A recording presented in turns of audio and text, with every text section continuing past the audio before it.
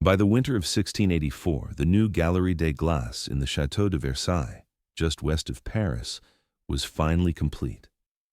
Between the long wall of windows and the facing wall of 17 mirrored arches, the freshly laid parquet still gave off the pale scent of waxed oak.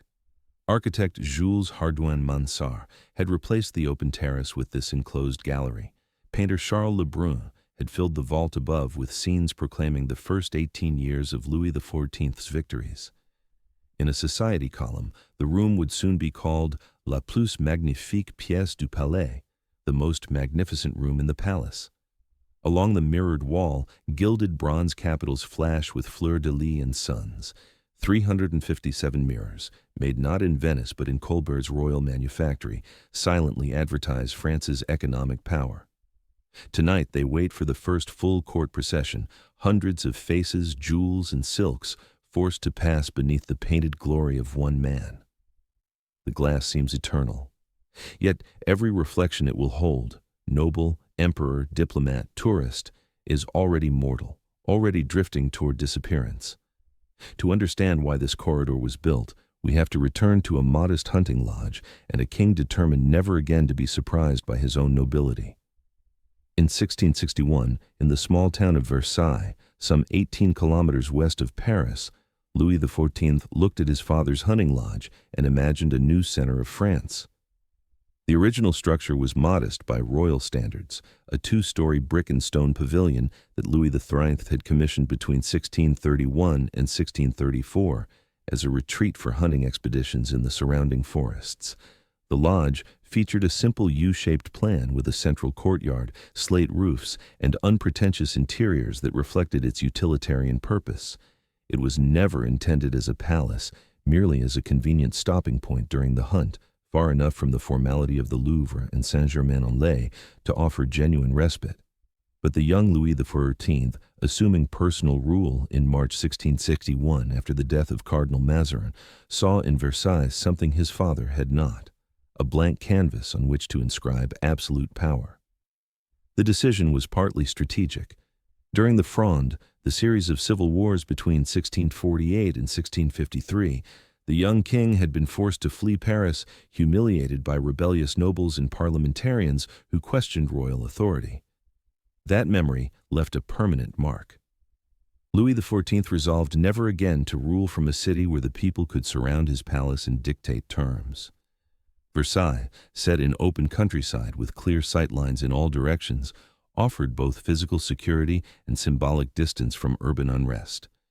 Within months of assuming power, Louis commissioned the architect Louis Levaux to transform the hunting lodge into a chateau. Levaux retained the original brick core, but enclosed it in an envelope of pale stone, creating new wings that stretched east and west, multiplying the available rooms and establishing a grander facade.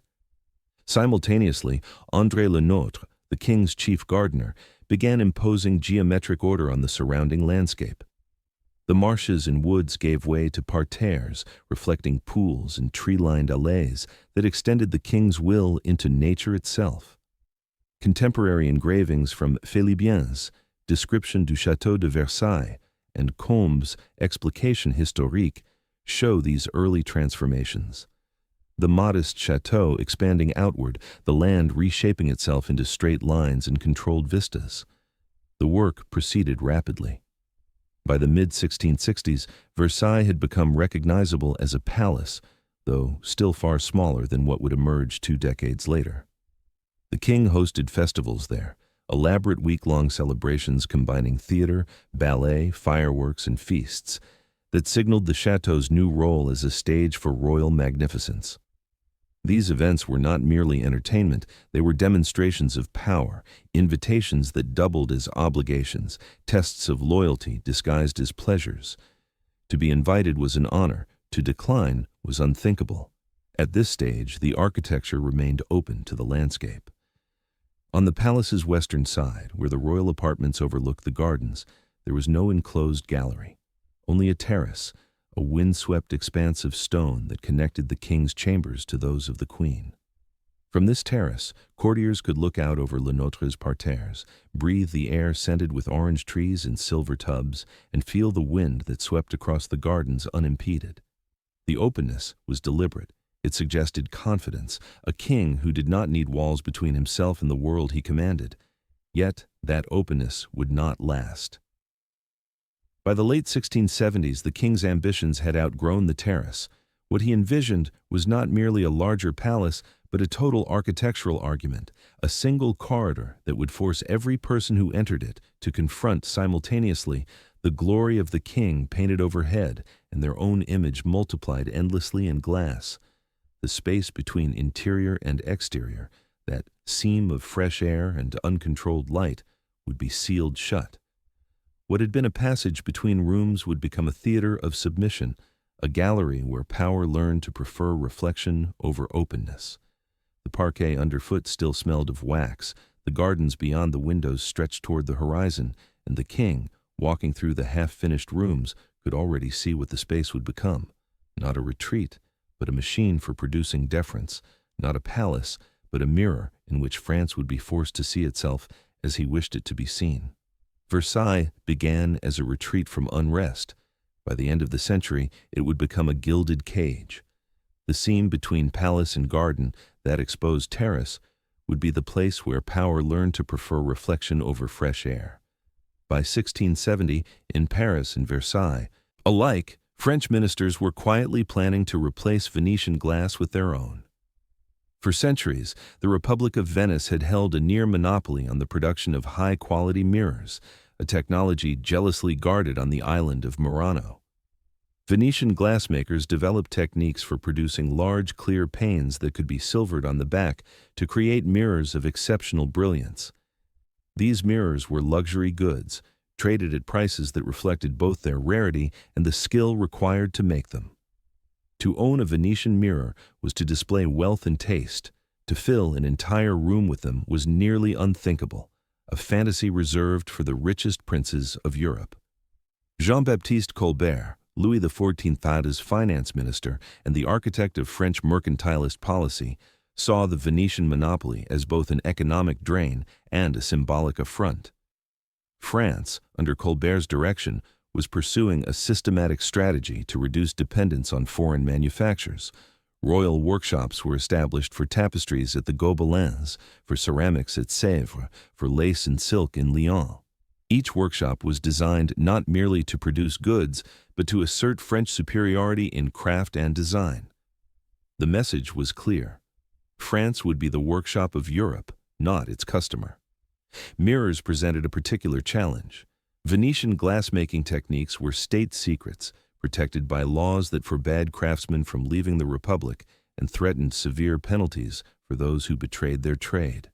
Yet, Colbert was undeterred. Through a combination of diplomacy, bribery, and outright industrial espionage, French agents recruited Venetian glassmakers to defect and establish production in France. Some came willingly, lured by promises of better pay and royal protection. Others were smuggled out under cover of night, abandoning their workshops and families to escape Venetian authorities. In 1665, Colbert formalized these efforts by establishing the Manufacture Royale de Glace de Miroir, later known as Saint-Gobain, the company that would produce the mirrors for Versailles.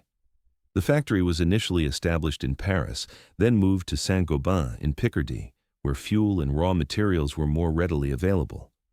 Venetian craftsmen trained French apprentices in the delicate art of glass-blowing and silvering, transferring knowledge that had been confined to Murano for generations. The process was slow and painstaking. Each mirror required multiple stages, blowing or casting the glass, grinding and polishing the surface to remove imperfections, then applying a thin layer of mercury tin amalgam to the back to create the reflective surface. Large mirrors were especially difficult. Any flaw in the glass or unevenness in the silvering would be magnified across the finished pane. By the mid-1670s, French production had reached a level of quality and scale that rivaled Venice. The royal manufactory could now produce mirrors large enough to fill architectural spaces, not merely to serve as decorative objects. Account books and contracts from the period document the scale of the ambition. orders for 357 individual mirror panels, each carefully measured to fit the arched spaces that Hardouin-Mansart would design for the Galerie des Glaces. These were not small vanity mirrors or handheld-looking glasses. Each panel measured between 60 and 90 centimeters in height, a size that represented the upper limit of what 17th-century technology could achieve reliably. Arranged in groups within each of the 17 arched bays, they would create a continuous mirrored wall stretching 73 meters along the gallery's length. The economic implications extended beyond mere cost. By producing mirrors domestically, France retained the capital that would otherwise have flowed to Venice. More importantly, the mirrors themselves became industrial trophies, proof that French skill and organization could master what had seemed a foreign monopoly. When courtiers and foreign visitors walked through the Hall of Mirrors, they would be looking not merely at gilded decoration, but at a display of French technological and economic power. The glass itself, cold and reflective, carried a political message.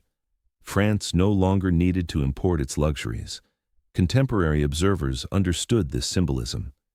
In his correspondence, Colbert emphasized that the mirrors were to be entirely of French manufacture, a phrase that appeared repeatedly in contracts and reports. The royal treasury paid for the mirrors not as mere ornament, but as a strategic investment, a demonstration that France could compete with and surpass the older centers of European craft production. Each panel, when installed in the gallery, would reflect not only the faces of those who stood before it, but also the ambition of a state determined to control every aspect of its image, from military glory painted on the ceiling to the very surfaces that returned the viewer's gaze. The mirrors that would line Versailles were not just ornaments, they were industrial trophies, each panel a polished declaration that France no longer needed Venice's glass. Before a single noble saw himself multiplied along that gallery, the mirrors already reflected something else, a king's determination that even light and glass should serve his authority. The next decision would be where to hang them. In 1678, as the treaties of Nijmegen sealed French military success against Spain, the Dutch Republic, and the Holy Roman Empire, Louis XIV ordered architect Jules Hardouin-Mansart to replace the drafty terrace at Versailles with a new gallery. The timing was deliberate. The treaties confirmed France as the dominant military power on the continent, securing territorial gains in the Spanish Netherlands and Franche-Comté. A king who had just dictated terms to his enemies required an architectural statement equal to that dominance. The exposed terrace, with its open views and uncontrolled elements, no longer suited the image Louis XIV wished to project. What was needed was an interior space, enclosed, controlled, overwhelming, where the king's presence and the king's story could be experienced without distraction. Hardouin-Mansart, who had succeeded Lavaux as the king's principal architect, presented plans for a gallery that would occupy the entire western facade of the palace, connecting the king's grand apartment to the north with the queen's apartment to the south. The dimensions were carefully calculated, 73 meters in length, 10.5 meters in width, and 12.3 meters in height, proportions that created a corridor both grand and compressed, a space that channeled movement and attention along a single axis. The gallery would not be a room for lingering or conversation, but a passage designed to be traversed, a corridor that transformed walking into procession. The walls presented the key architectural challenge. Along the western side, 17 tall windows overlooked the gardens, flooding the space with natural light. Opposite these windows, Hardouin-Mansart designed 17 matching arches, each to be filled with mirrors. The symmetry was precise. Every window had its mirrored counterpart, doubling the light and creating an illusion of infinite depth. Between the arches, pilasters of red marble rose to gilded Corinthian capitals, each carved with the king's emblems, fleurs-de-lis, suns, and the intertwined initials LV. Above, a barrel vault painted by Charles Le Brun spanned the length of the gallery, its surface divided into 30 distinct scenes celebrating the military, diplomatic, and administrative achievements of Louis XIV's reign from 1661 to 1678. Le Brun, the king's premier peintre, had been designing royal propaganda for 2 decades, but the Hall of Mirrors represented his most ambitious project. The painted program was not a random collection of glorious moments, but a carefully structured narrative. At the center of the vault, directly above the midpoint of the gallery, Le Brun placed "The King Governs by Himself," showing Louis XIV assuming personal rule in 1661. From this central scene, the narrative expanded chronologically in both directions.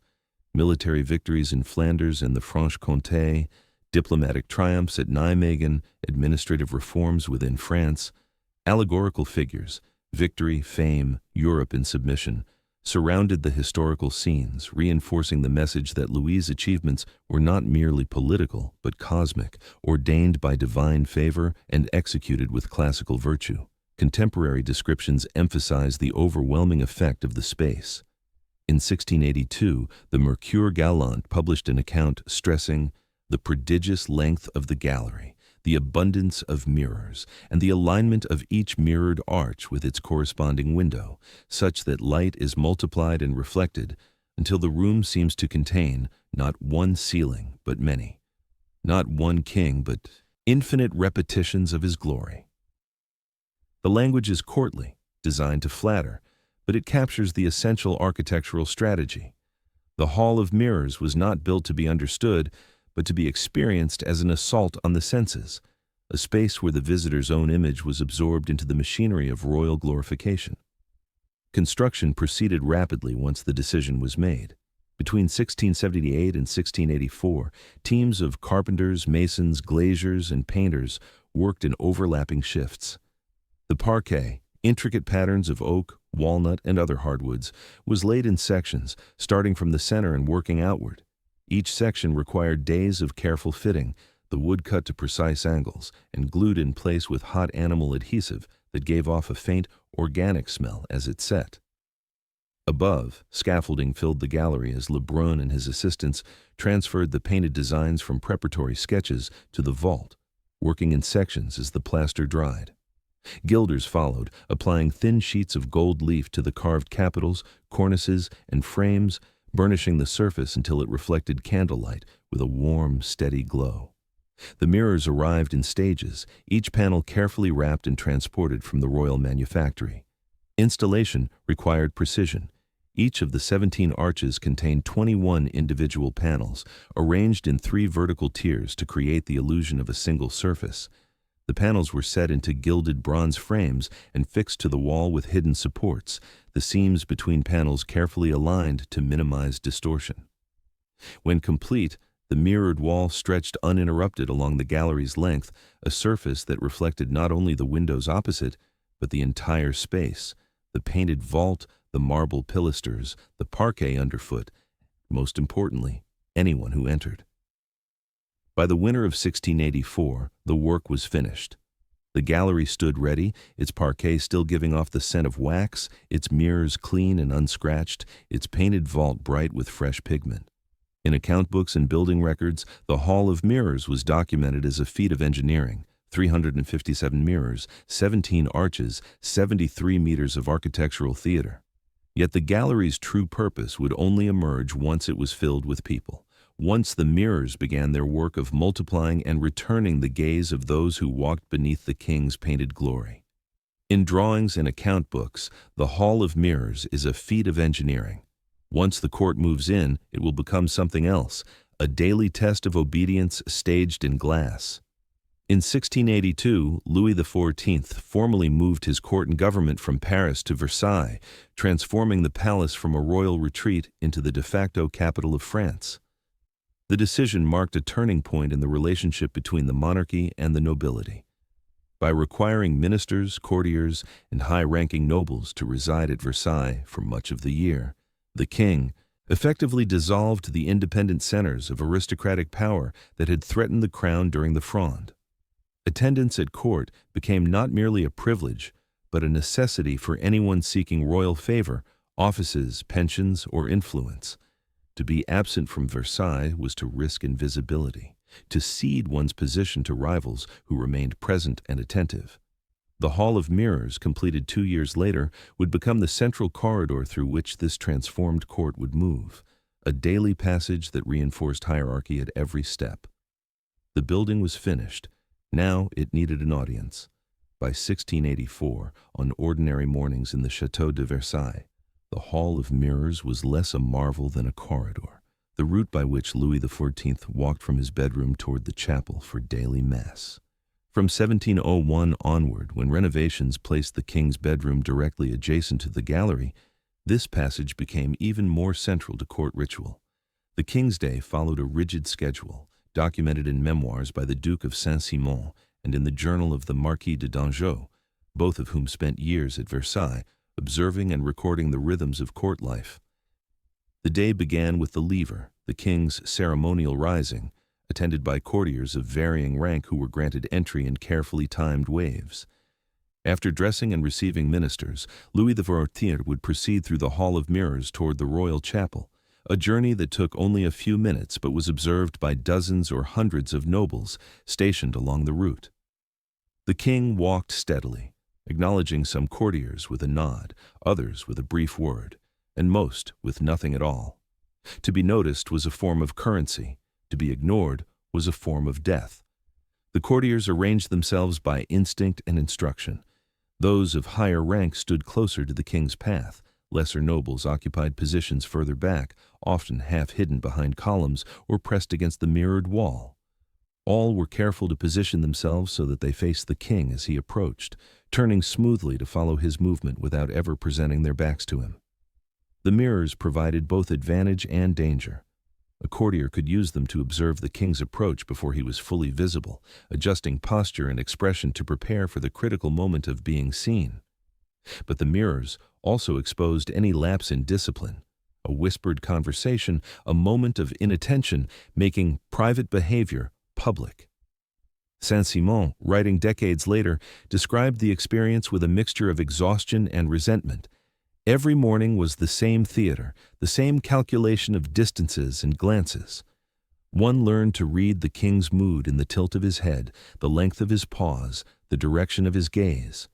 To receive a full sentence was to be marked as favored, at least for that day. To be passed without acknowledgement was to spend the rest of the morning wondering what one had done to displease him.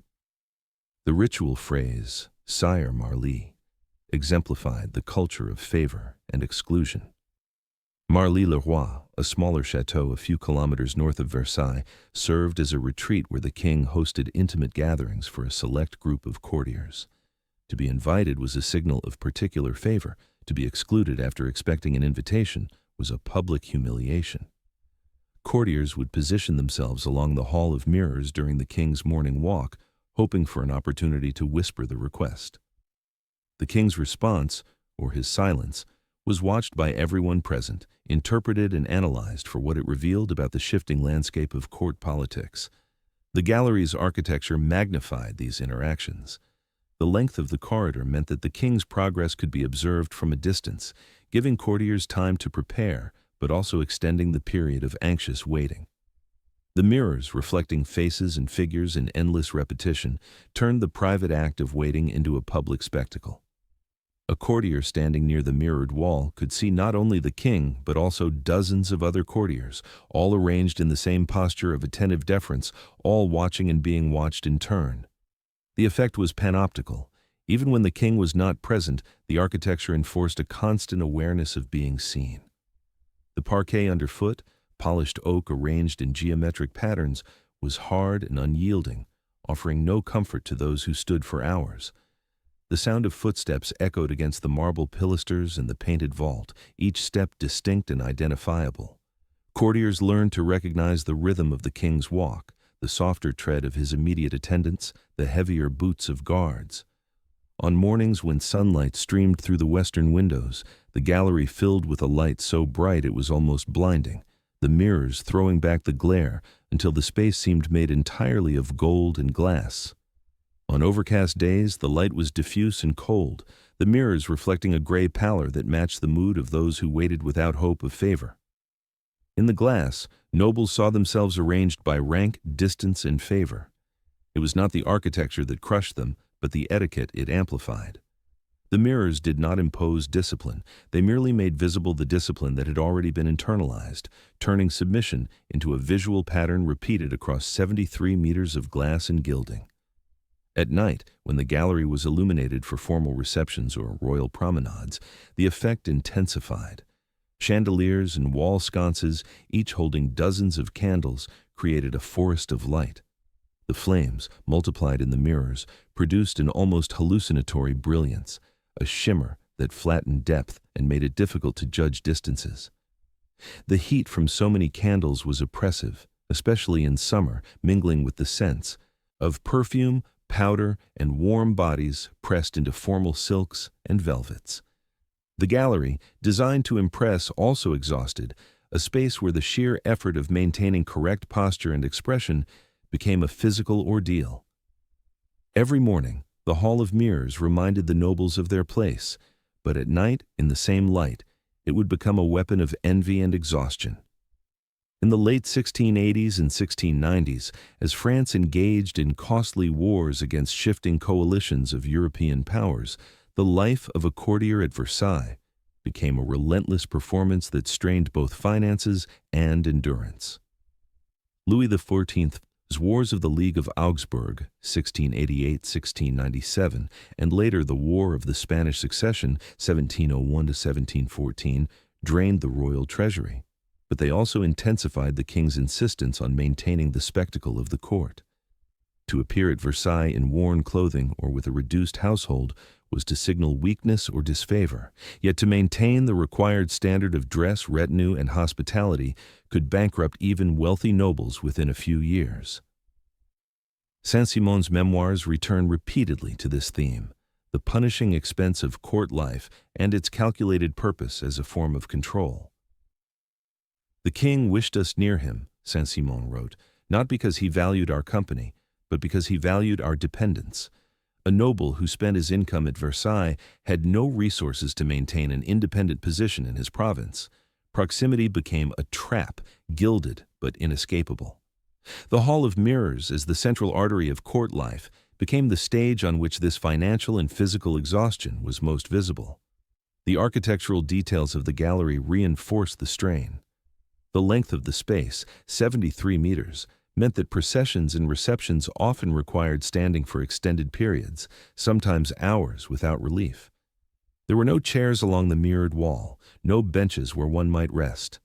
The marble pilasters were cold to the touch, offering no comfort to those who leaned discreetly against them.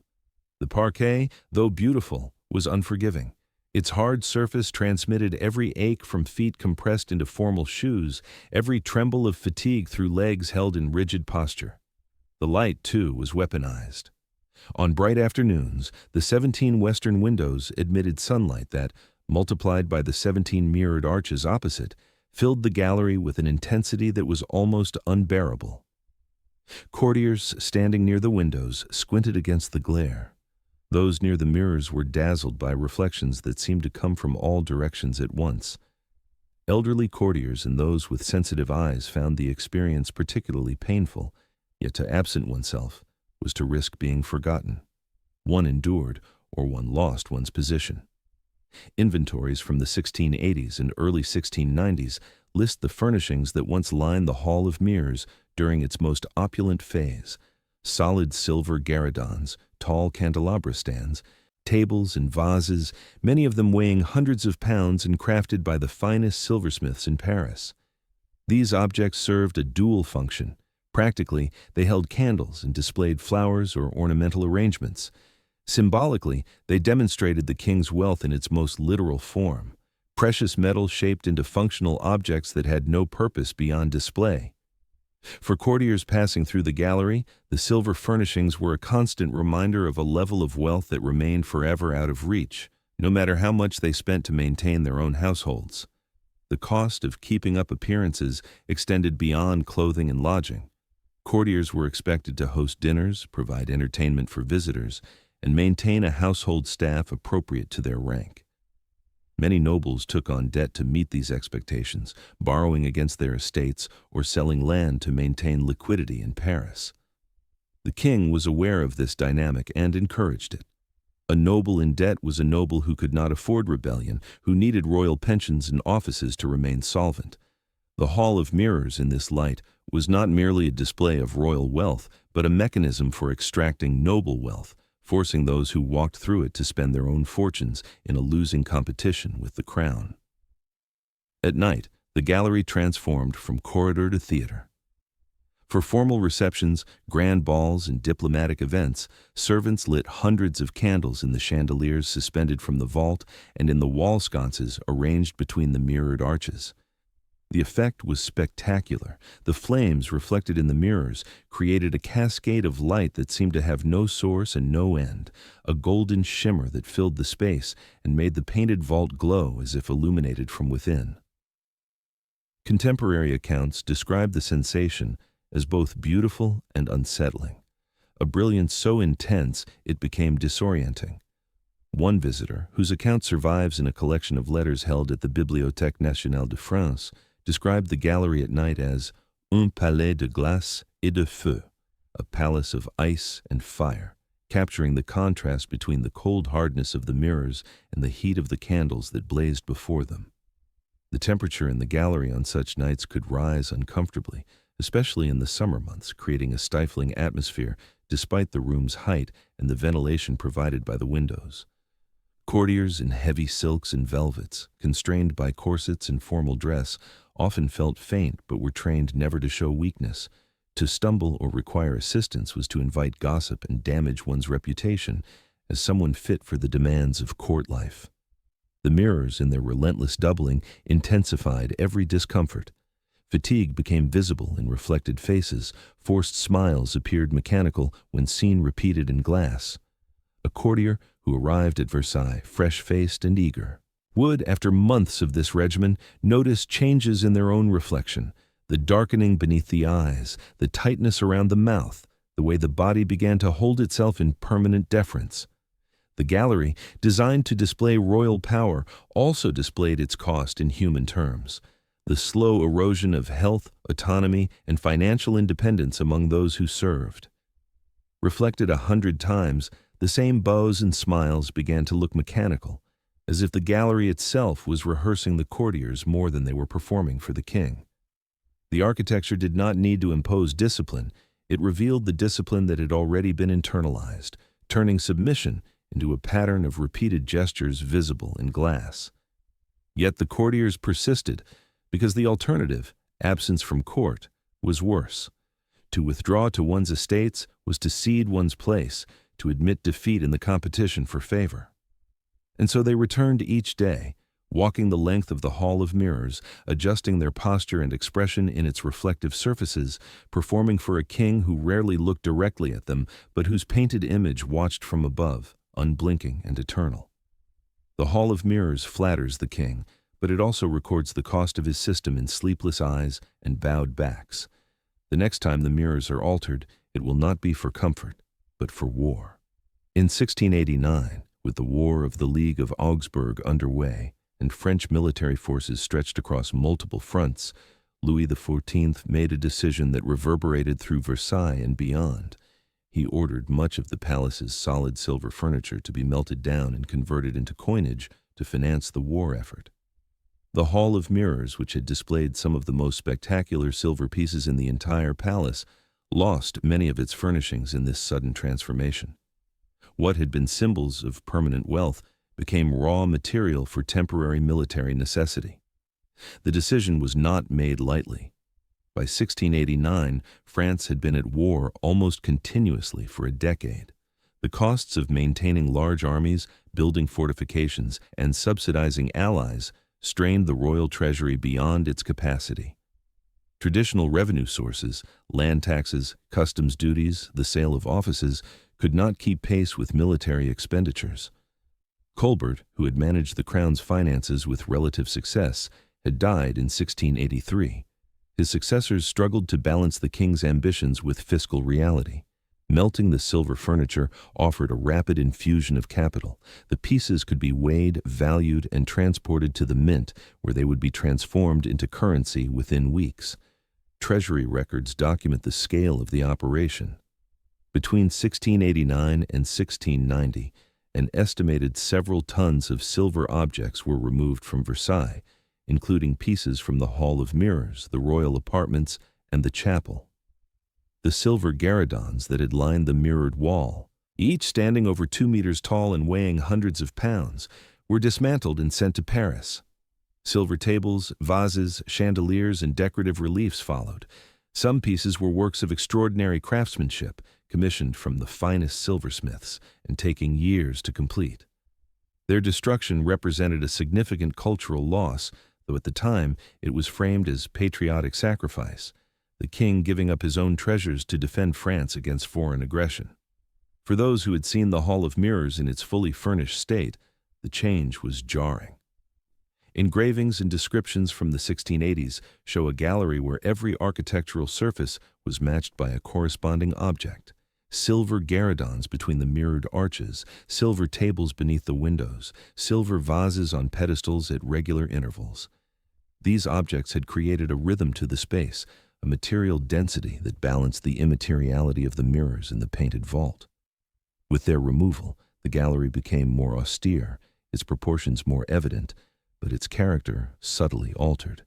The absence of the silver furnishings shifted the visual emphasis upward, toward Le Brun's painted ceiling, which now carried the full weight of the room's propagandistic message without the distraction of gleaming metal below. The mirrors themselves remained untouched.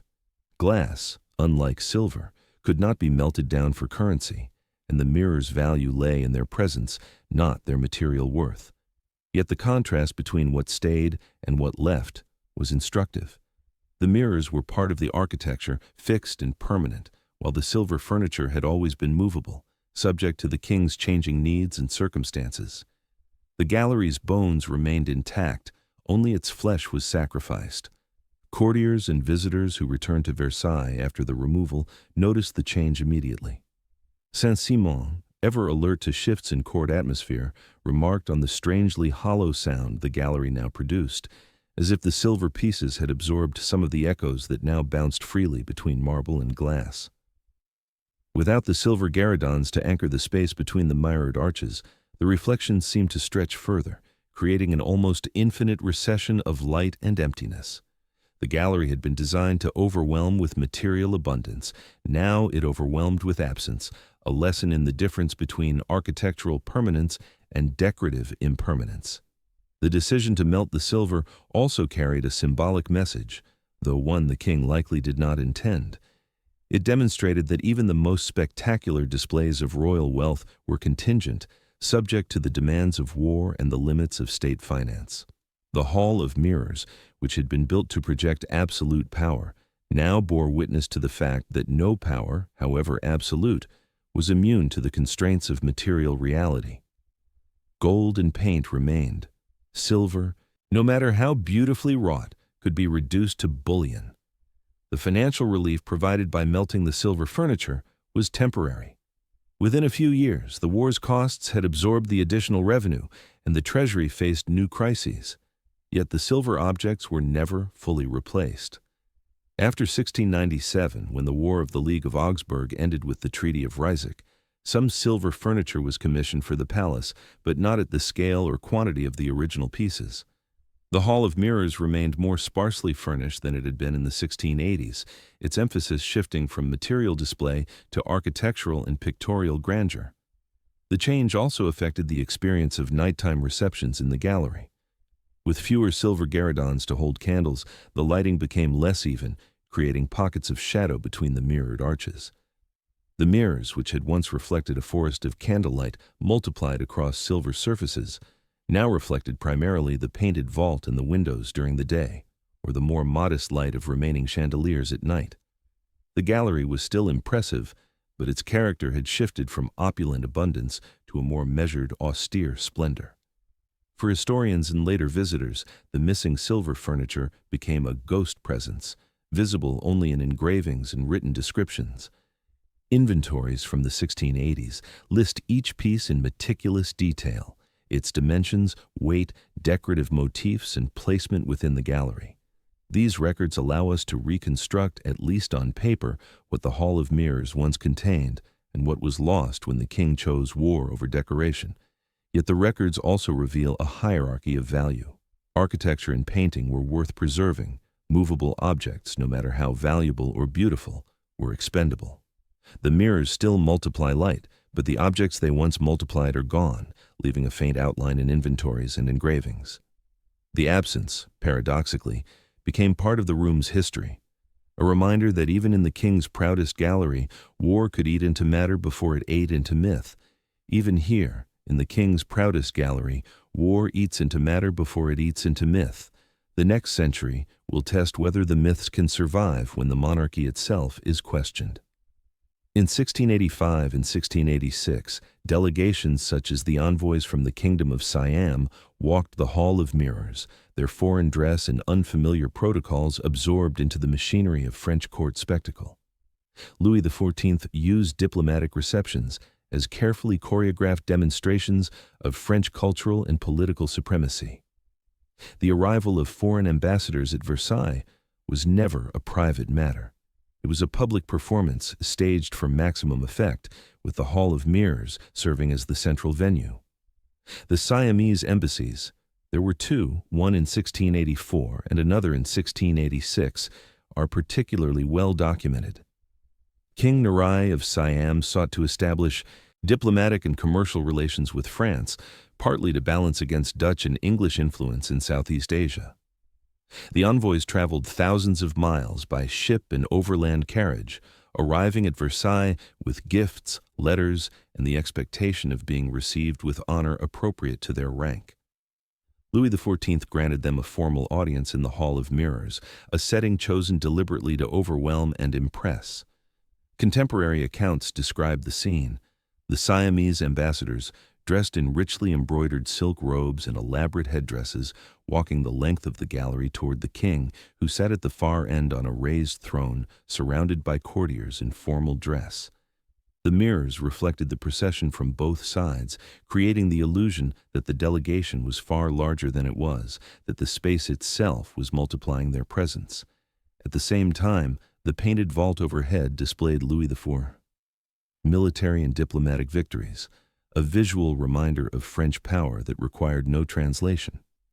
The envoys were required to perform the same gestures of deference expected of French nobles, bowing at specific points along the gallery's length, pausing to be observed, speaking only when addressed. French etiquette masters had prepared them for these rituals, but the experience remained disorienting. The length of the walk, the intensity of the light, the sheer number of observers lining the mirrored wall, all combined to create a sense of exposure and vulnerability.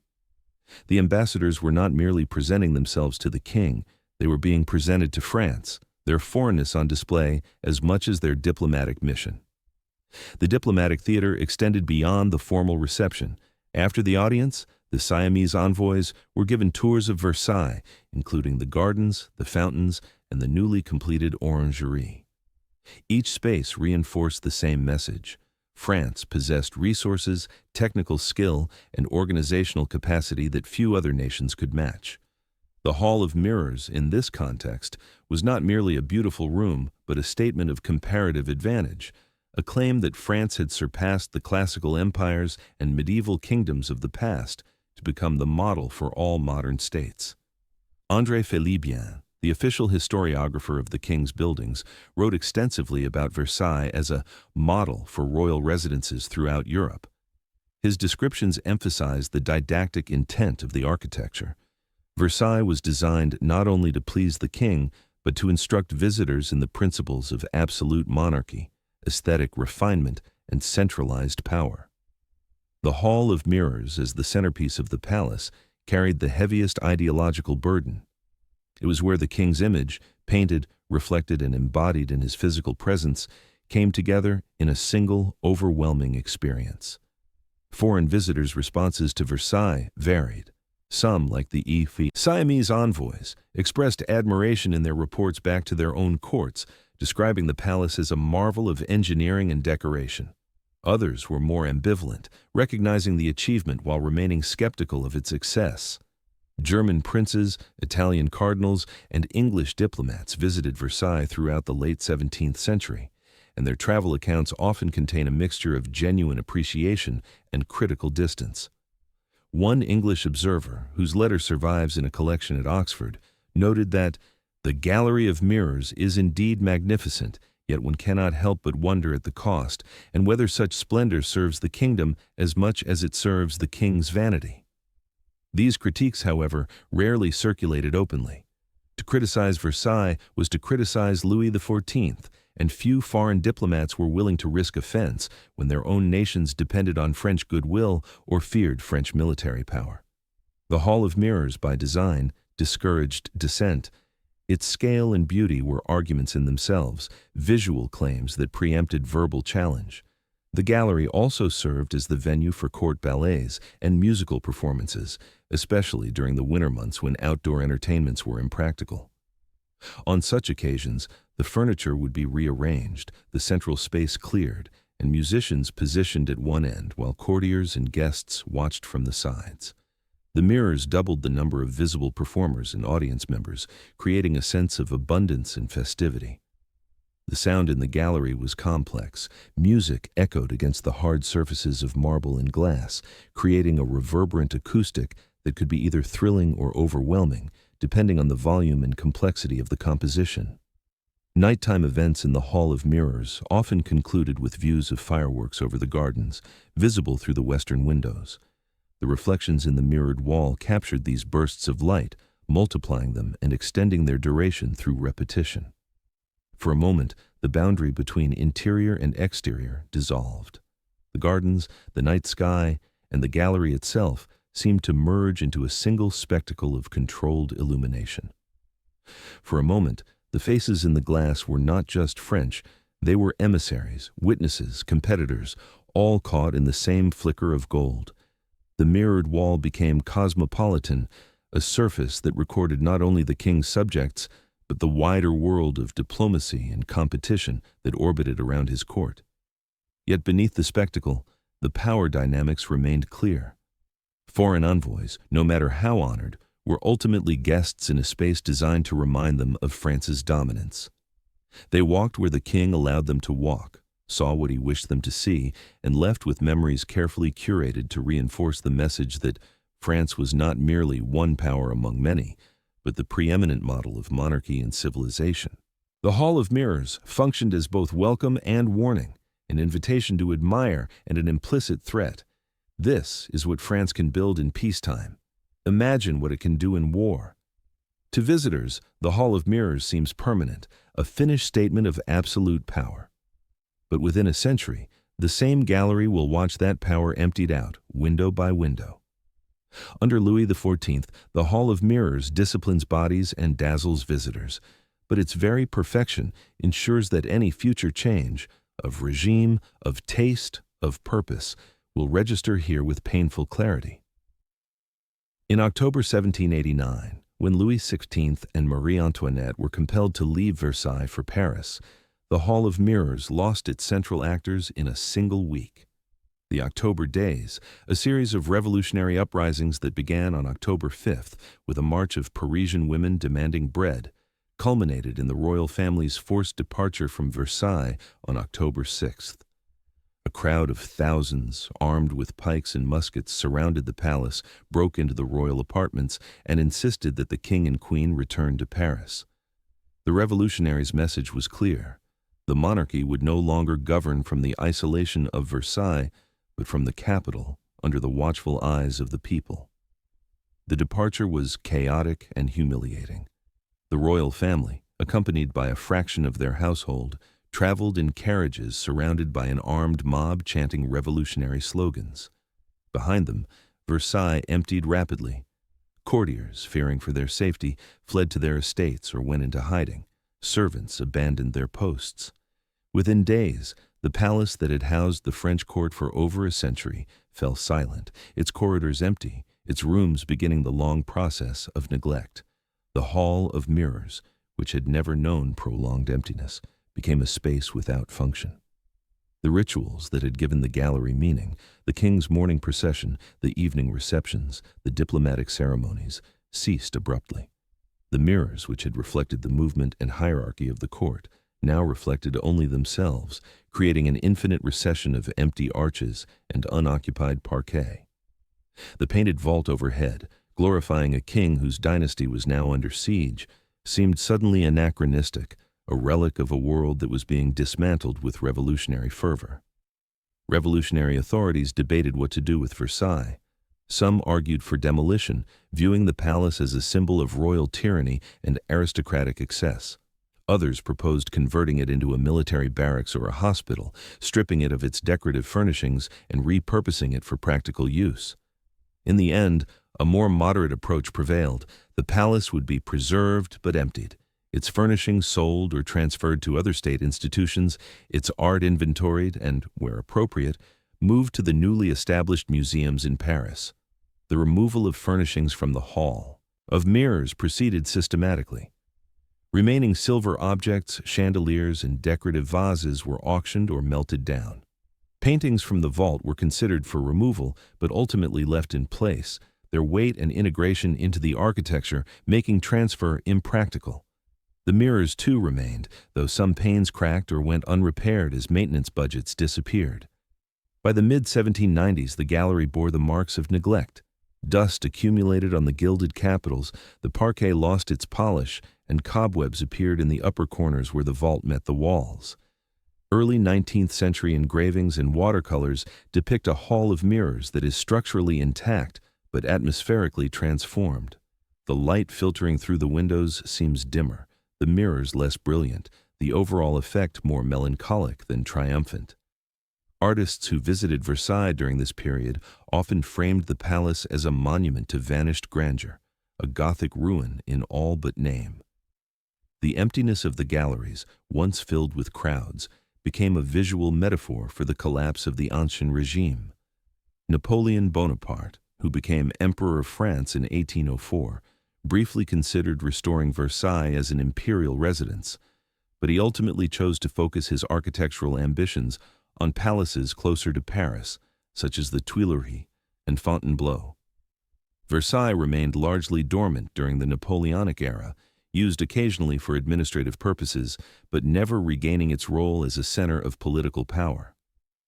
The Hall of Mirrors during these years was more often visited by tourists and curiosity seekers than by courtiers or diplomats. The Bourbon Restoration of 1814 brought renewed attention to Versailles, but not restoration. Louis XIV and Charles Le Brun, who ruled France successively until 1830, made occasional visits to the palace but did not reside there. The Hall of Mirrors remained a historical curiosity, a space that recorded a past that even the restored monarchy seemed reluctant to fully embrace. The rituals of court life had been so thoroughly dismantled by the Revolution that attempting to revive them seemed both impractical and politically dangerous. Instead of crowded ranks of nobles, the mirrors now showed long stretches of unoccupied parquet, and at times, nothing more than the gray of an overcast sky. The reflections had changed. Where they once multiplied the gestures of power and deference, they now reflected absence, the empty architecture of a system that had dissolved. Visitors walking through the gallery during these decades often remarked on the eerie quality of the space, beautiful but lifeless, impressive but silent. Maintenance during this period was minimal. Leaks in the roof went unrepaired, allowing water to damage sections of the painted vault. Cracks appeared in some of the mirrored panels, and the gilding on the capitals began to tarnish. The parquet, subjected to decades of uneven foot, traffic and exposure to humidity, warped in places. These signs of decay were documented by preservation advocates who argued that Versailles, despite its association with the discredited monarchy, represented an irreplaceable artistic and historical achievement that deserved protection. The political instability of early 19th century France, revolution in 1830, another in 1848, made long-term investment in Versailles difficult. Each regime had its own priorities, its own symbols to promote. The palace that had once been the unambiguous center of French power became a contested site, claimed by royalists as a symbol of legitimate monarchy and viewed by Republicans as a monument to tyranny. The Hall of Mirrors, caught between these interpretations, existed in a kind of political limbo, admired for its beauty but suspect for its associations. In photographs from the mid-19th century, before significant restoration efforts began, The Hall of Mirrors looks strangely intact from a distance, but fragile up close. The mirrors still reflect, the vault still displays its painted glories, but the overall impression is one of survival rather than vitality. The gallery had become a memorial to itself, a space that recorded not the present, but a past that grew more distant with each passing year. In the photographs of the 19th century, the Hall of Mirrors looks strangely intact. In reality, its purpose has dissolved. Its next roles will belong not to kings, but to narrators of national glory and defeat. In 1837, King Louis Philippe inaugurated the Museum of the History of France at Versailles, dedicating it, in his own words, to toutes les gloires de la France, all the glories of France. Louis Philippe, who had come to power in the July Revolution of 1830 as a constitutional monarch rather than an absolute ruler, faced the challenge of legitimizing his reign in a nation deeply divided between royalists, republicans, and Bonapartists. His solution was to transform Versailles from a symbol of monarchical excess into a monument to French national achievement, a space where the military and cultural victories of all French regimes, monarchy, republic, and empire, could be celebrated together. The project required both physical restoration and ideological reframing. Louis Philippe invested significant state funds in repairing the palace's most damaged sections, including the Hall of Mirrors. The roof was patched, the painted vault cleaned, and broken mirror panes were replaced.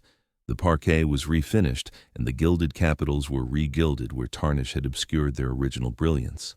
Yet the goal was not to restore the palace to its function as a royal residence, but to adapt it as a public museum, accessible to French citizens rather than restricted to the court elite. The Hall of Mirrors became one of the central galleries in this new museum, though its role shifted subtly.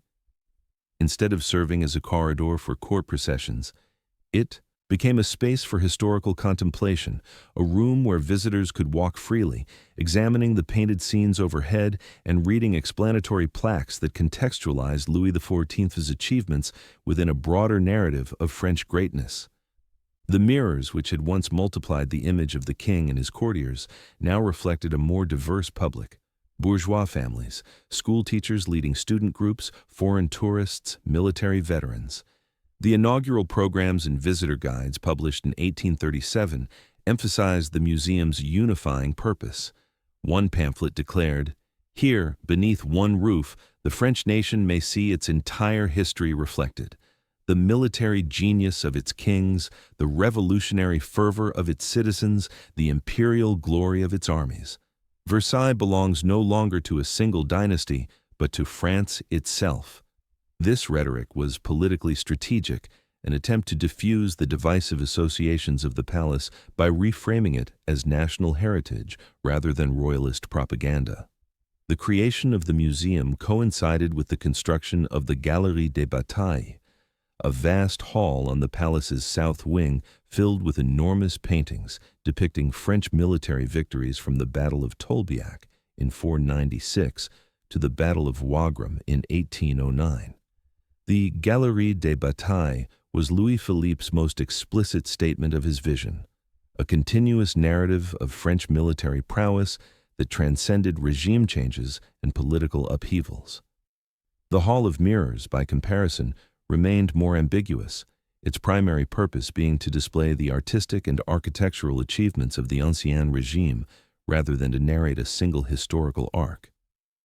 Restoration reports from the late 1830s and 1840s document the condition of the Hall of Mirrors and the interventions undertaken. Conservators noted that several sections of Le Brun's painted vault had suffered water damage, requiring careful cleaning and, in some areas, repainting by contemporary artists trained to match the original style and color palette. The mirrors presented a particular challenge. Some of the 17th century panes had developed a cloudy patina or dark spots where the mercury backing had deteriorated. Rather than replacing all the mirrors with new glass, conservators opted for selective replacement, preserving as many original panes as possible while inserting new ones only where damage was irreparable. The result was a gallery that by the 1840s looked remarkably similar to its 1680s appearance, but functioned in an entirely different social context. Visitors no longer needed aristocratic lineage or royal favor to enter. They paid a modest admission fee and walked through at their own pace. The experience was less ritualized, less hierarchical. Families might pause in the center of the gallery to admire a particular painted scene or stand close to the mirrors to examine their own reflections, something that would have been impossible, or at least socially transgressive, during the Ancien Régime. Visitor accounts from the mid-19th century reveal a range of responses. Some tourists, particularly those from outside France, viewed the Hall of Mirrors as a curiosity, a relic of an extravagant past that no longer seemed relevant to the democratic and industrial age. Others, especially French visitors with royalist sympathies, felt a sense of loss or nostalgia, mourning the vanished world that the gallery represented. Still others, influenced by Romantic aesthetics, appreciated the space primarily for its artistic and architectural merits, treating it as a work of art to be admired for its beauty rather than its political significance. The museum's educational mission extended beyond mere display. Guidebooks provided detailed historical narratives explaining who Louis XIV was, what wars he fought, and why the Hall of Mirrors had been built. For many visitors, especially those from modest backgrounds or provincial regions, this was their first exposure to the detailed history of the French monarchy. The gallery thus served a pedagogical function, shaping public understanding of the past in ways that aligned with Louis Philippe's vision of a unified national history. The footsteps in the Hall of Mirrors now belong to a different class of visitors, schoolteachers explaining the painted vault to students, soldiers on leave from the provinces examining the military scenes, middle-class couples taking a day trip from Paris, foreign tourists consulting printed guides in multiple languages. The light filtering through the windows was no longer the light of court spectacle, but the more mundane light of daily museum operations, diluted by the smoke and pollution of industrializing Paris.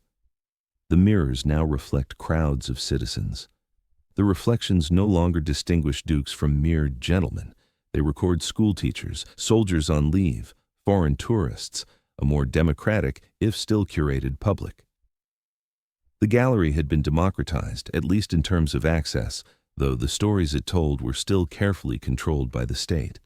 Yet the transformation of Versailles into a museum did not resolve all tensions. Debates continued throughout the 19th century about the palace's meaning and purpose. Was it a monument to French greatness or a reminder of royal extravagance? Should it celebrate the artistic achievements of the past or serve as a warning against political absolutism? The Hall of Mirrors, as the most iconic space within the palace, bore the weight of these ambiguities. It was both celebrated and critiqued, admired and questioned, its beauty undeniable, but its history contested. Versailles has become a museum, yet the Hall of Mirrors is not finished with politics. Twice in the next half-century, it will host ceremonies that redraw the map of Europe. On 18th January 1871, in the middle of the Franco-Prussian War, the Hall of Mirrors witnessed the proclamation of the German Empire. Wilhelm III of Prussia was declared German emperor in a ceremony that turned French defeat into a symbolic and political spectacle staged deliberately in the heart of France's most famous palace. The choice of location was not accidental.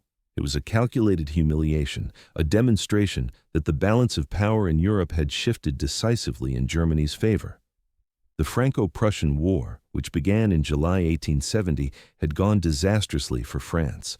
Within weeks, French armies were defeated at key battles, and by September, Prussian forces had laid siege to Paris. Versailles, located just outside the capital, became the headquarters of the Prussian army and the political center from which Bismarck orchestrated the final stages of German unification. The palace, empty of French officials and largely undefended, was occupied without resistance. Bismarck, Chancellor of the North German Confederation and the principal architect of German unification, saw the symbolic value of proclaiming the new German Empire at Versailles. The Hall of Mirrors, built to glorify Louis XIV's victories over German princes and the Holy Roman Empire, would now serve as the stage for the reversal of that historical narrative. The empire that Louis XIV had dominated would be replaced by a new German empire that claimed supremacy over France. The ceremony took place on a cold January morning. Prussian and German officers, princes, and dignitaries filled the Hall of Mirrors, their uniforms and medals contrasting with the gilded French decoration. Wilhelm Friedrich stood at the center of the gallery, flanked by his son, Crown Prince Friedrich, and Chancellor Bismarck. The proclamation was read aloud, declaring Wilhelm German Emperor, a title carefully negotiated among the various German states that had agreed to unite under Prussian leadership. Cheers echoed against the mirrored walls, the sound harsh and triumphant in a space designed for a different kind of celebration. Photographs and engravings from the event, created by artists embedded with the Prussian army, capture the scene. Rows of German officers in spiked helmets, the empty French throne at one end of the gallery, the painted vault overhead still proclaiming Louis XIV's glories, even as a new empire claimed dominance. The mirrors reflected the German uniforms, multiplying the visual presence of the occupying forces and creating the impression of an even larger assembly. The space, designed to make French nobles feel small in the presence of their king, now made French absence itself a form of defeat. For the French, news of the ceremony was received as a profound humiliation. The empire of Napoleon III had collapsed, Paris was starving under siege, and now the very symbol of French royal prestige had been appropriated by the enemy. The Hall of Mirrors, which had represented French cultural and military supremacy, had become the stage for its opposite. The image of German princes celebrating in the gallery where Louis XIV had once walked circulated widely in French newspapers and illustrated journals, fueling resentment that would shape Franco-German relations for generations. The war ended weeks later with the Treaty of Frankfurt, which imposed harsh terms on France, the cession of Alsace and part of Lorraine to Germany, a massive war indemnity, and the occupation of French territory until the debt was paid. The Hall of Mirrors, though it had hosted the proclamation, was not the site of the treaty signing. That ceremony took place in Frankfurt.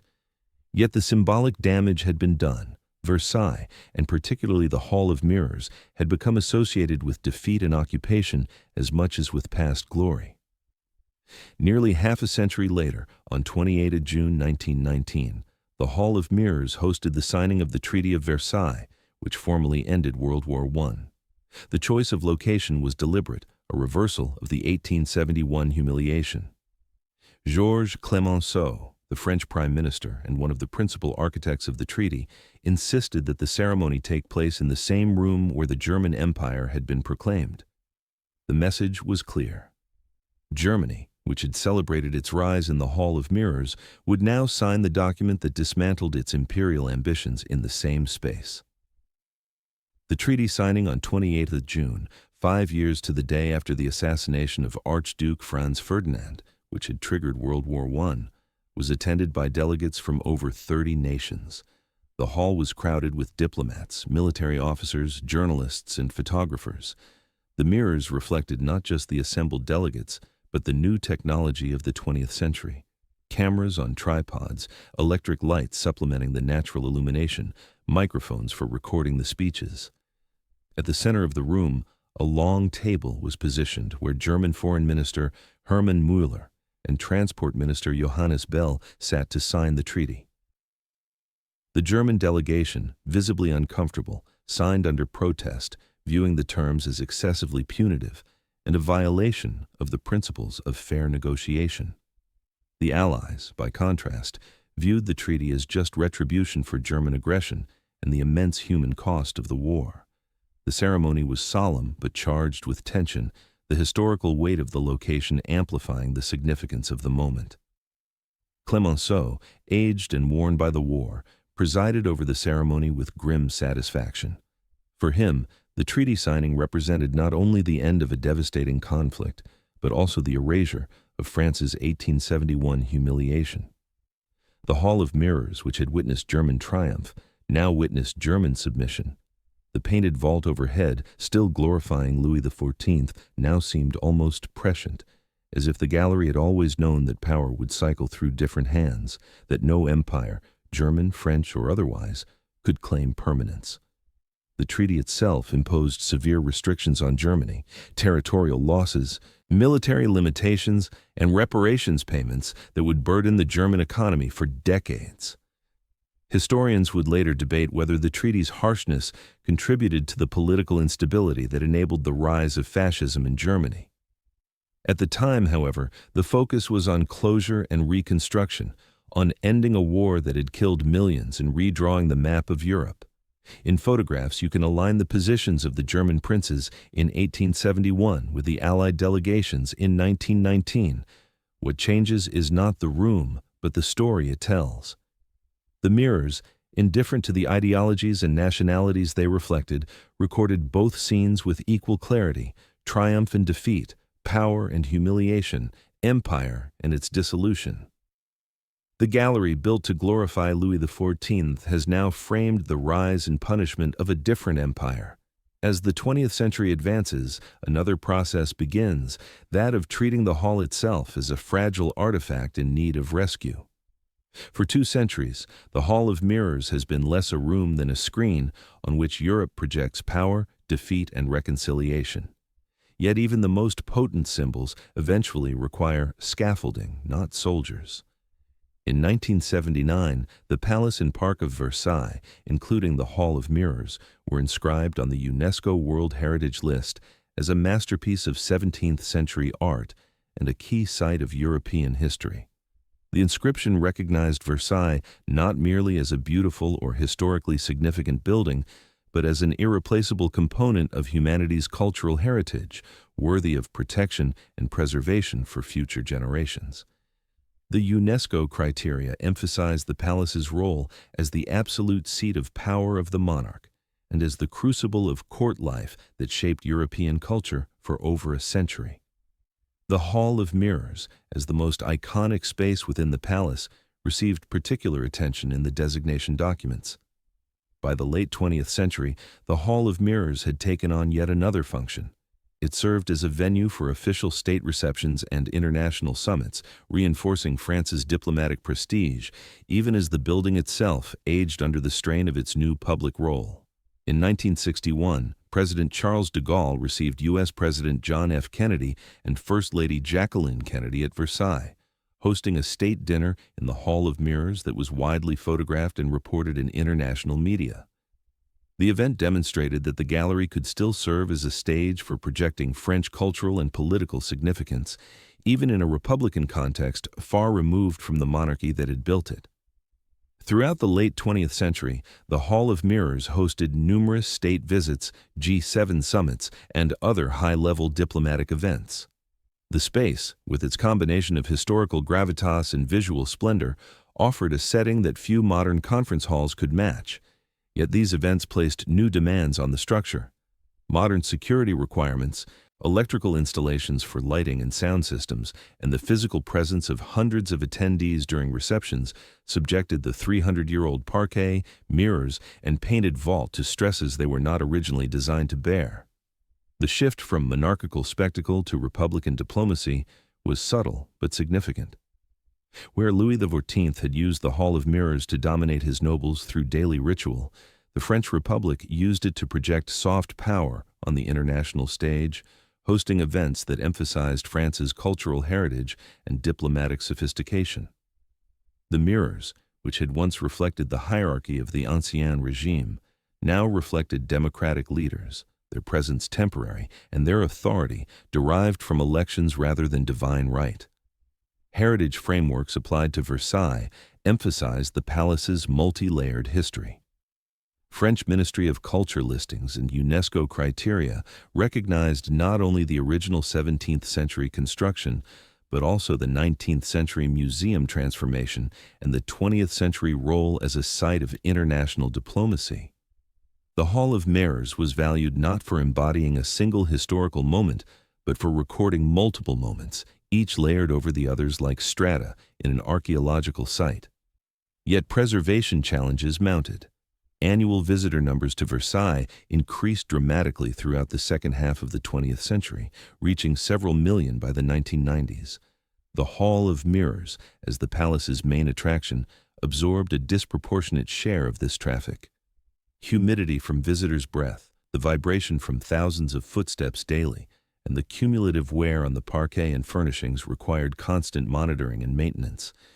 Preservation reports from the 1980s and 1990s expressed concern about the long-term sustainability of allowing unrestricted public access to such a fragile historical space. The mirrors themselves showed signs of age. Some of the original 17th century panes had developed a characteristic haziness, a clouding of the glass that occurred as the mercury backing oxidized over centuries. Conservators debated whether to replace these panes with modern reproductions or to preserve them as authentic artifacts, accepting that their reflective quality had diminished. The debate reflected a broader tension in heritage management. Should the goal be to restore a building to its original appearance or to preserve it as it has evolved over time, wear and patina included? Audio guides in multiple languages became standard in the 1990s, allowing visitors to learn about the Hall of Mirrors' history as they walked through it. The guides explained the painted vault, the mirror's manufacture, the diplomatic events of 1871 and 1919, and the hall's current status as a UNESCO World Heritage Site. The murmur of these recorded voices, echoing softly throughout the gallery, replaced the whispered conversations of courtiers and the formal speeches of diplomats. The soundscape had changed. Where there had once been individual voices speaking to a hierarchical audience, there was now a collective murmur of tourists speaking dozens of languages, united only by their shared status as spectators. The click of camera shutters, once absent from the gallery, became constant. By the early 21st century, digital cameras and then smartphones allowed every visitor to create their own visual record of the Hall of Mirrors. The space, which for centuries had been accessible only to elites and later to those who could travel to Versailles, was now photographed millions of times each year. Its image circulated globally on social media. The mirrors, designed to multiply the image of the king, now multiplied the images of tourists, each taking home a digital fragment of the room. Museum guards, positioned discreetly along the walls, offered soft instructions. Please keep moving. No flash photography. Mind the barriers. Their presence was a reminder that the Hall of Mirrors, despite its openness to the public, remained a controlled environment, its preservation requiring constant vigilance against the wear inflicted by admiration. The transition from royal residence to museum to heritage site carried philosophical implications. The Hall of Mirrors was no longer experienced as a space of power or even primarily as a museum exhibit. It had become a destination, a place to visit and photograph, a landmark to check off a cultural itinerary. The building's meaning shifted from political and artistic to primarily symbolic and touristic, its value residing less in its function than in its fame. Where they once multiplied a single sovereign's image, the mirrors now capture 1,000 brief presences, each visitor taking home a digital fragment of the room. The gallery, built for permanence, had become a backdrop for the transient, a stage where the actors changed every few minutes, but the set remained constant. Officially, the Hall of Mirrors has been saved. Unofficially, it faces a new erosion, not from neglect but from continuous admiration. Between 2004 and 2007, the Hall of Mirrors underwent the largest restoration in its history. In June 2007, the gallery reopened, its gilding brightened and its mirrors newly cleaned. The restoration was necessitated by the accumulated wear of over 3 centuries. Centuries of candle smoke and humidity had darkened the painted vault, tarnished the gilded ornament, and dulled the mirrors. Visitor traffic, diplomatic receptions, and natural aging had taken their toll on the parquet, the marble, and the structural fabric of the room. French heritage authorities, in consultation with UNESCO, determined that comprehensive intervention was necessary to stabilize the gallery and preserve it for future generations.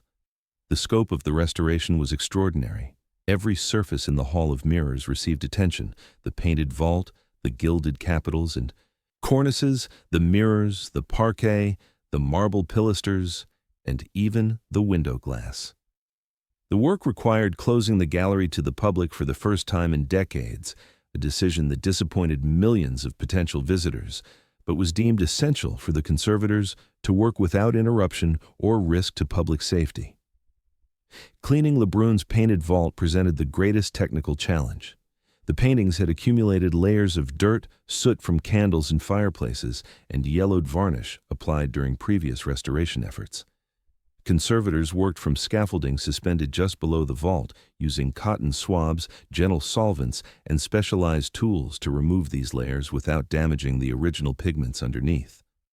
The process was painstakingly slow. Each square meter of the vault required days of careful work. As the dirt was removed, the original colors emerged with startling vibrancy. Blues, reds, and golds that had been invisible under the grime now revealed themselves as Le Brun had intended them to appear. The transformation of the vault altered the entire atmosphere of the gallery. The scenes, once dark and difficult to read from the floor, became legible again, their details sharp and their colors intense. The allegorical figures seemed to float in clearer skies. The military victories appeared more immediate. Conservators' reports documented the change through before and after photographs, showing the dramatic difference between the darkened pre-restoration state and the brightened post-restoration appearance. The gilded capitals and cornices also underwent re-gilding. Over the centuries, much of the gold leaf had worn away or become blackened by oxidation and smoke. Artisans trained in traditional gilding techniques applied new gold leaf over prepared surfaces, using the same methods employed in the 17th century. The process involved applying an adhesive size, carefully laying thin sheets of gold leaf, and burnishing the surface to create a smooth, reflective finish. The newly gilded elements blazed in the light from the windows, their brightness initially startling to those accustomed to the more subdued tones of the unrestored gallery. The mirrors required selective intervention. Some of the original 17th century panes were carefully cleaned, their mercury backing stabilized where possible. Others, too damaged to save, were replaced with modern reproductions manufactured using techniques that mimicked the appearance of antique glass without replicating its imperfections. The decision of which panes to retain and which to replace was made on a case-by-case basis, balancing historical authenticity against functional necessity. The goal was to create a mirrored wall that appeared unified and reflective while preserving as many original elements as possible. The parquet, worn smooth by centuries of foot traffic, was repaired and refinished. Damaged sections were replaced with new woodcut and shaped to match the original patterns. The entire floor was then sanded, stained to match the color of the aged wood, and sealed with modern protective coatings designed to resist wear while remaining visually compatible with historical aesthetics. The result was a floor that looked old but functioned as if new, capable of withstanding the millions of visitors who would walk across it in the coming years. Funding for the restoration came from multiple sources, including the French government, UNESCO, and private sponsors. The construction firm, Vinci, played a particularly prominent role, contributing millions of euros in exchange for the publicity and prestige associated with preserving one of France's most famous monuments. News reports at the time noted the collaboration between public heritage authorities and private capital, a partnership that reflected broader trends in 21st century heritage management. The restoration sparked debates among conservators, historians, and the public about the ethics and aesthetics of returning a building to a previous state. Some argued that the brightened colors and gleaming gilding made the Hall of Mirrors look too new, that the patina of age, the darkened varnish, the tarnished gold, the clouded mirrors, was itself historically significant and should have been preserved. Others countered that the goal of restoration was to reveal the gallery as it appeared when first completed in 1684, allowing contemporary visitors to experience something closer to what Louis XIV's courtiers had seen. The tension between authentic patina and restored brightness has no easy resolution. Every restoration involves choices about which historical layer to privilege, the original appearance, the accumulated changes of centuries, or some hybrid that balances both. The 2004-2007 restoration chose to emphasize the original, accepting that this decision would erase centuries of aging and create a gallery that, while technically more accurate to 1684, felt different from the darkened space that had existed for generations. When the Hall of Mirrors reopened in June 2007, public reaction was enthusiastic. Media coverage emphasized the transformation, describing the gallery as reborn and dazzling. Visitors who had seen the hall before the restoration returned to compare their memories with the brightened reality, often expressing surprise at how much brighter and more colorful the space now appeared. For younger visitors who had no memory of the pre-restoration state, the newly cleaned Hall of Mirrors simply was Versailles, the baseline against which future changes would be measured. The conservators' work was documented in detailed reports and photographic records, creating an archive that future preservationists could consult when planning the next phase of maintenance. For the Hall of Mirrors, like all historic buildings, requires continuous care. The 2007 restoration was not a permanent solution, but an intervention that extended the gallery's life and reset the clock on decay, knowing that in another few decades, another generation of conservators would need to undertake similar work. For once, the reflections are not of courtiers or tourists, but of masked conservators leaning close with cotton swabs, erasing decades of smoke and grime. The mirrors reflect their own cleaning, a moment when the gallery turned inward, attending to itself. In restoring the Hall of Mirrors, we do not return to 1684. We create a new present layered over all the others. The question is no longer who rules here, but what this preserved splendor means in a different age of inequality. In the early 21st century, on any given day, several thousand visitors walk the Hall of Mirrors, often spending only a few minutes in the room Louis XIV intended as the heart of his universe. The experience is mediated by crowd control barriers, audio guide commentary, and the constant press of other bodies moving through the same narrow space. What was once a corridor designed for processions of elites has become a bottleneck for mass tourism, a place where people shuffle forward more than walk, pausing briefly to take photographs before being nudged onward by the flow of traffic behind them. Visitor statistics for Versailles in the 21st century are staggering. Over 7 million people visit the palace annually, making it one of the most popular tourist destinations in the world. The Hall of Mirrors, as the palace's centerpiece, receives nearly all of these visitors. On peak days during summer months, tens of thousands of people pass through the gallery, creating congestion that heritage managers struggle to control without fundamentally altering the experience or restricting access. The contrast with the courtiers' experience could hardly be more stark. Where nobles once spent hours in the gallery, standing in carefully maintained positions, modern tourists spend mere minutes, moving continuously through a choreographed route. Where courtiers knew every painted scene and understood the political symbolism of every architectural detail, most contemporary visitors have only the briefest introduction to the room's history, absorbed from guidebooks or audio tours during the few minutes they spend inside. The depth of engagement has shifted from intensive to extensive, from prolonged contemplation to rapid consumption. Saint-Simon's laments about the tedium of court life, the exhausting hours, the constant vigilance, the competition for favor, now seem almost enviable when compared to the rushed, crowded experience of contemporary tourism. Where courtiers endured too much time in the Hall of Mirrors, modern visitors have too little. The problem is no longer how to survive the prolonged demands of the space, but how to experience it at all amid the crowd. The gallery now functions as a mirror of modern desires, for spectacle, for participation in global culture, for proof of having been there. The smartphone, not the noble's costume, is the universal accessory in the 21st century Hall of Mirrors. Visitors hold their phones aloft, capturing selfies that place themselves within the frame of the mirrored wall and painted vault, creating images that will be shared on social media and stored in digital albums. The mirrors, which once reflected the physical presence of courtiers, now reflect the digital mediation of that presence, images of people photographing themselves being reflected. Contemporary ethnographies of heritage sites describe this phenomenon as heritage tourism, a form of cultural consumption where the goal is less to understand a site deeply than to witness it and document that witnessing.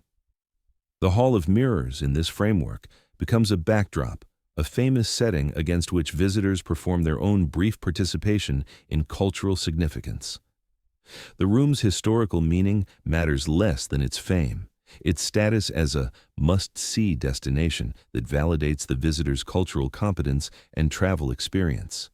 UNESCO materials and Versailles estate publications emphasize education and memory, framing the palace as a place of learning and historical reflection. Exhibition catalogs, educational programs, and online resources attempt to deepen public engagement with Versailles' complex history, offering context that goes beyond the surface beauty of the architecture. Yet the reality of mass tourism often undermines these intentions. When thousands of people move through the Hall of Mirrors each hour, there is little opportunity for contemplation or sustained attention. The experience becomes transactional. Entry, photograph, exit. The glow of smartphone screens against gilded ornament creates an anachronistic visual effect. The cold blue light of electronics juxtaposed against the warm gold of 17th century decoration. Museum guards have largely given up enforcing restrictions on photography. The volume of visitors makes comprehensive enforcement impossible. Instead, the guards focus on managing crowd flow, ensuring that no one lingers too long in one spot or blocks the path for others. The muffled audio guide commentary, heard through earbuds in dozens of languages, creates a collective murmur that has become the Hall of Mirrors' characteristic soundscape. Individual voices are rarely distinct. What one hears is a low, continuous hum of narration, exclamation, and conversation. The acoustics of the gallery, once designed to carry the king's voice and the music of court performances, now carry the diffuse noise of mass spectatorship. The mirrors record this transformation faithfully. Every day, hundreds of faces appear briefly in the glass and vanish. Tourists from every continent, speaking every major language, representing every economic class and cultural background. The reflections are democratic in a way Louis XIV could never have imagined, a visual equality created not by political revolution, but by the commodification of cultural heritage. Anyone with the price of admission can stand where nobles once stood, can see themselves multiplied in the same mirrors that multiplied the king's image. Yet, this democratization comes with costs. The physical wear on the Hall of Mirrors from millions of visitors annually requires constant maintenance. The parquet, despite protective coatings applied during the 2007 restoration, shows signs of wear within years. The humidity from visitors' breath fogs the mirrors and affects the painted vault. The very presence of the crowds that justify the preservation of the gallery also threatens its long-term survival. Heritage managers face an irreconcilable tension. The Hall of Mirrors must be open to the public to fulfill its mission as a site of cultural heritage, but that openness subjects the building to stresses that accelerate its decay. Various solutions have been proposed: timed entry tickets to limit visitor numbers, virtual reality experiences that could reduce physical visitation, protective barriers that would further separate visitors from the architecture. Each solution involves trade-offs between preservation and access, between protecting the past and making it available to the present. The mirrored wall has become a record of mortality and repetition. Every day, hundreds of faces appear briefly in the glass and vanish. The mirrors endure, but their meaning shifts with each generation that uses them as backdrop rather than command stage. What was built as an instrument of power has become a canvas for selfies, a space where the crowd performs its own temporary presence against the permanent architecture. The Hall of Mirrors was built so that one man's image could seem unending.